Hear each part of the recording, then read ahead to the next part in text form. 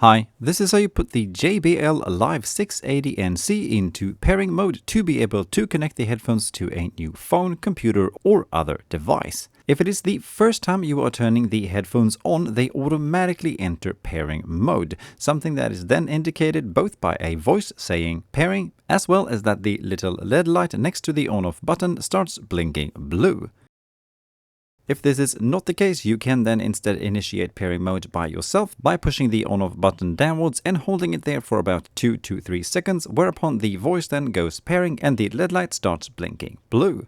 After this, just open the Bluetooth settings on whatever device you want to connect the headphones to and follow the on-screen instructions on the specific device to connect them to it. If you want specific instructions on how to connect the headphones to either an iPhone or to an Android phone, please see the links down in the video description on how to do so.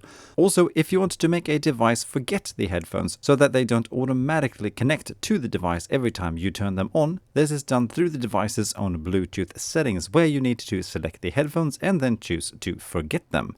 You can also make the headphones themselves forget all their connected devices by restoring them to their factory settings. This also restores any other settings that you have made to the headphones. Please see this video on how to do that, also available down in the video description. Alright, that is about that. Thank you for watching. Bye.